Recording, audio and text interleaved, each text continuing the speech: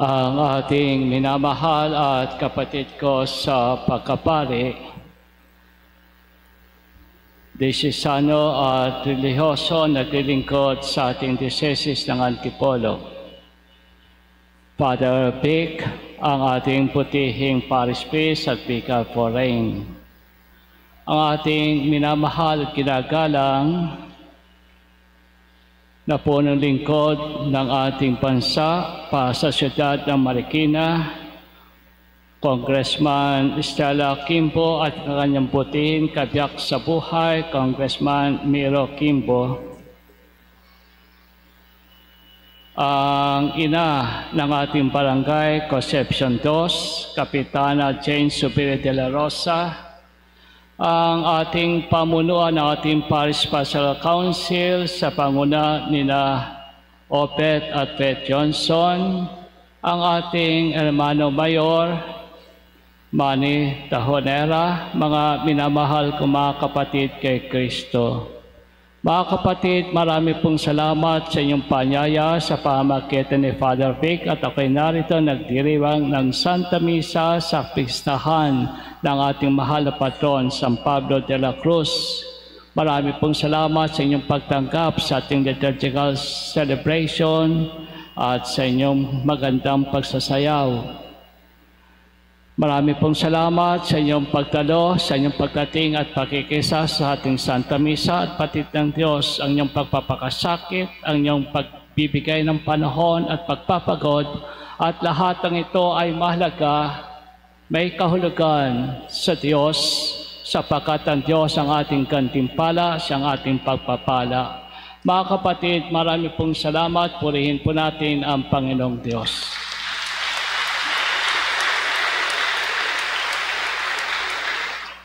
Mga kapatid, sabihin po natin sa ating katabi, isang mapagpala at masayang kapistahan ng ating mahal na patron, San Pablo de la Cruz.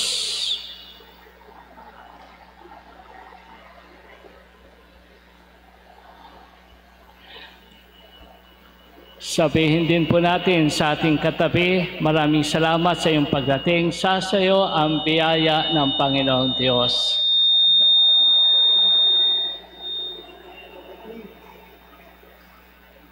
Mga kapatid, marami pong salamat. Mulit-muli, purihin po natin ang Panginoong Diyos.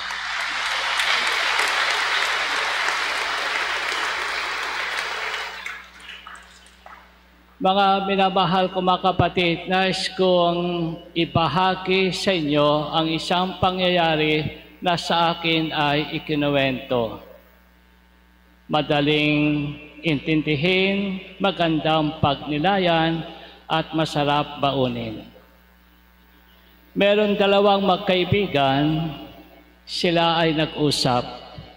Sa kanilang pag-uusap, niyaya ang kasama na sila ay pumunta sa Antipolo. Tumugon siya, si Rolando, na nais niya, gusto niya, subalit sinabi niya na hindi pa ngayon, hindi pa siya handa.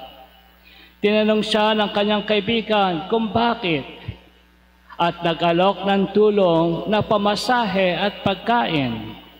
Basta pumunta lamang sila at makapagdasal sa mapaghimalang mahal na Birhen ng Antipolo.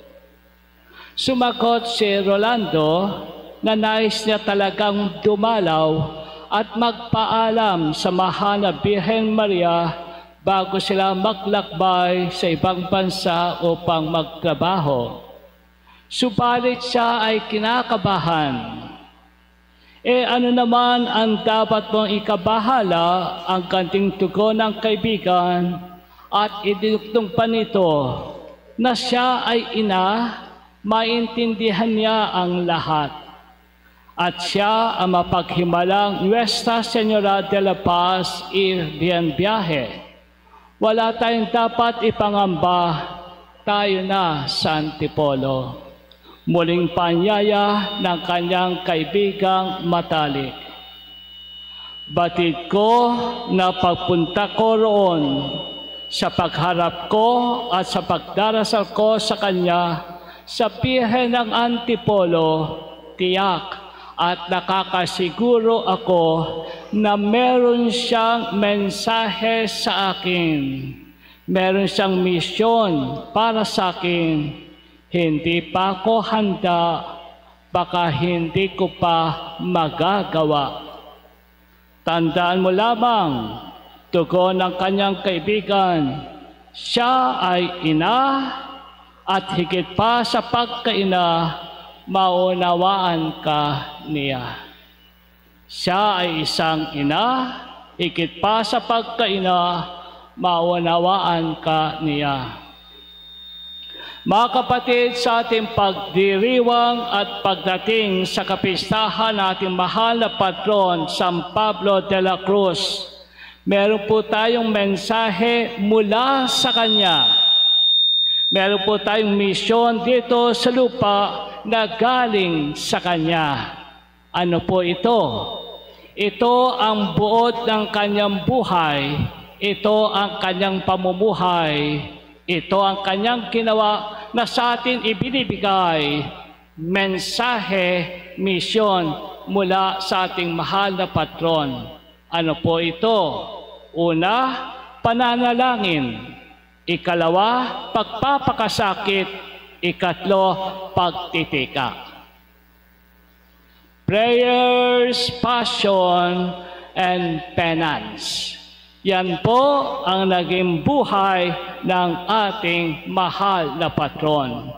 Pananalangin, pagpapakasakit, at pagtitika. Kung ating pong titignan na kung saan ito ang ating buhay, ito ang ating pinagdaraanan at hinahalap. Manalangin, magpakasakit, magtika. Mga kapatid, una, panalangin. Mula sa ating mahal na patron San Pablo de la Cruz, sinabi niya at palagi niyang paulit-ulit na ipinahayag sa kanyang tagapakinig. In prayer, God communicates to the soul all at once His treasures of light and heavenly gifts. Ang panalangin ay ating pakikipag-usap sa Diyos. Ang nilalaman ng ating isip ay ating ipinahayag sa Diyos. Ang bumabagabag sa ating puso ay ating ipinahiwatig sa Diyos. Ang ating dinadala sa ating buhay ay ating nilalahad sa kanyang kalooban. At batid natin na sa kanyang awa tayo ay pakikinggan. Sa kanyang kapangyarihan tayo ay kanyang tutulungan. Ganyan ang Diyos sa atin. In prayer, God communicates to the soul all at once His treasures of light and heavenly gifts. Mga kapatid, makipag-usap ka sa Diyos. Tayo po ay manalangin sa Kanya. Hindi po ba palagi ang panyaya sa atin? Manalangin tayo. Let us pray. Oremus. Ang buong buhay ni Jesus ay pananalangin. Sa mga mahalagang kabanata ng kanyang buhay, si Jesus ay tumatawag sa Ama. Siya ay nananalangin. Bago siya humirang na matagasunod, si Jesus ay nanalangin. Bago at pagkatapos siya gumawa ng himala, si Jesus ay nagdarasal ng pagnubay ng Diyos Ama at pasasalamat sa Kanya. At bago maghanap ang pagtubo sa sanlibutan, doon sa hardin ng Getsemani, si Jesus ay nanalangin. Kung si Jesus ay nagdarasal, bakit hindi tayo tumawag sa Diyos Ama? Bakit ikatitigil sa iyong pananalangin? O ang Diyos mismo ang nagsasabi sa atin at nagturo sa atin ng Ama namin. At tayo ay kanyang pinalalahanan. Keep watch and pray that you will not give up to temptation, Matthew chapter 26, verse 41. Ang buong buhay ni San Pablo de la Cruz ay pananalangin. Totoo na siya'y nahirapan at sinubok sa buhay. Siya rin ay nabigatan at nangangailangan. Ang kanyang buhay ay nasa panganib at pangamba ng kamatayan ng digmaan. Minsan din na hindi niya alam kung anong kanyang gagawin sa buhay. Datapwat mga kapatid ko, lumapit siya sa Diyos. Siya'y tumawag sa Diyos, nakinig sa Diyos, at lahat ng ito ay sa pamagitan ng pananalangin. Sa pananalangin sa Diyos, ikaw at ako ay hinding-hindi niya bibiguin. Tayo ay kanyang sasagutin. Amen po ba? Mga kapatid, ikalawa, pagpapakasakit. Ito ay pagpapakasakit na tayo ay nakikibahagi sa ating pagmamalasakit, pagpasan at pagkapako ni Jesus doon sa krus. Ito ang ating pagmamalasakit. At sa ating pagmamalasakit ay handa tayong magpakasakit. At dito natin ipinahayag ang ating tapat at tunay na pag-ibig. Ang sinumang handang magmalasakit, ipinakikita niya sa kanyang pagpapakasakit. At kung ikaw ay nagpapakasakit, yan ang larawan. Ikaw at ako ay tunay na umiibig. Nag-aanyaya sa atin ang ating mahal na patron, San Pablo de la Cruz. Your presence, your process, dear God, are joy of my heart. How beautiful to suffer with Jesus. How beautiful it is to suffer with Jesus and for Jesus. Mga kapatid, bahagi ng ating buhay ang pagpapakasakit. Nakita mo yan sa iyong ina. Maagang gigising. Ipagluluto ka, ihanda yung pagkain at yung dadalhin sa eskwelahan. Nakita mo yan sa iyong ama na kung saan madaling araw pa nakahanda na upang magtrabaho kahit sa labas ng ating bansa. Nakita mo yan sa iyong mga guro na kung saan inuuna kayo na hindi kayo ang kanilang anak na kadugo, pangalawang anak, subalit ibinibigay ang inyong panahon, ang kalang talino at kakayahan para sa inyo. Pagpapakasakit at ang pagpapakasakit ay tanda ng pagmamalasakit at ito'y larawan ng pag-ibig. Sa ating paglalakbay dito sa lupa, patungo sa ating tunay na tahanan sa langit, natural lamang na tayo nabibigatan. Totoo na tayo nahihirapan at nangangailangan.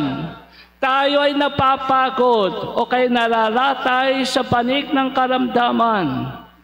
Datapwat nariyan pa rin ang kaginawahan. Meron pa rin kagalingan. Dating muli sa atin ang dati nating kalakasan at kaligtasan. At yan, kapatid ko, ay dahil sa pasyon ni Jesus, pagpapakasakit, pagpasa ng krus, pagkapako sa krus.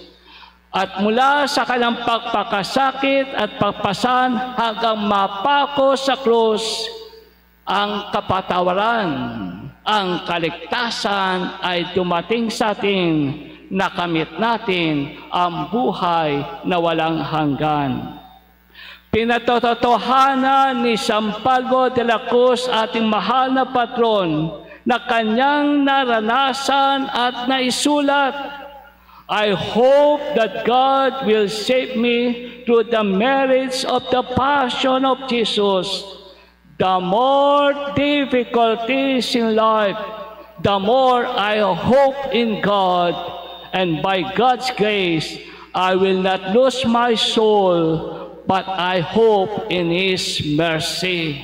Tandaan po natin, tayo ay naligtas.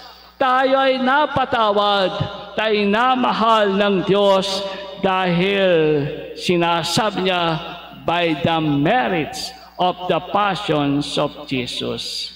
Mga kapatid, ikatlo, pagtitika o pagsisisi. Ito ang ating pagtitika na meron tayong ginawa na hindi tama, na hindi totoo, hindi tunay. At ang iyan ay atin ang babaguhin at hindi na uulitin. Inaamin din natin na mayroong mga pagkakataon, kakayahan na tayo ay nararapat magpakita at magbigay ng kabutihan, dumamay at makatulong.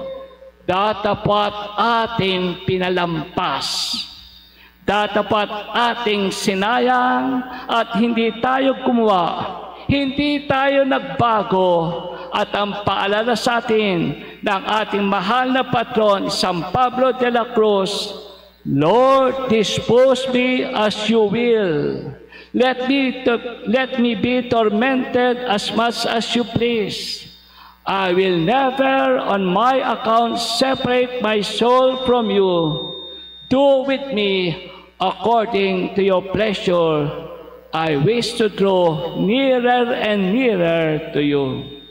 Sa kanyang pagtitika, naroon palagi ang pangunawa at awa ng Diyos.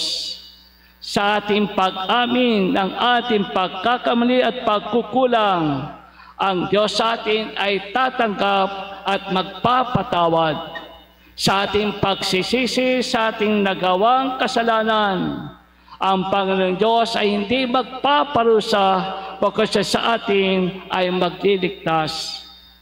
At ito po, mga kapatid ko, ang naganap sa ating mahal na patron, na sa kanyang pananalangin, pagpapakasakit at pag-amin sa kanyang kahinaan at pagkukulang, siya pa rin ay binayayaan ng Diyos at pinagkatiwalaan ng Panginoong Diyos na makapagtayo, makapagtatag ng kapisanang Congregation of the Passion of Jesus, na tinatawag natin ngayon ang Passionist.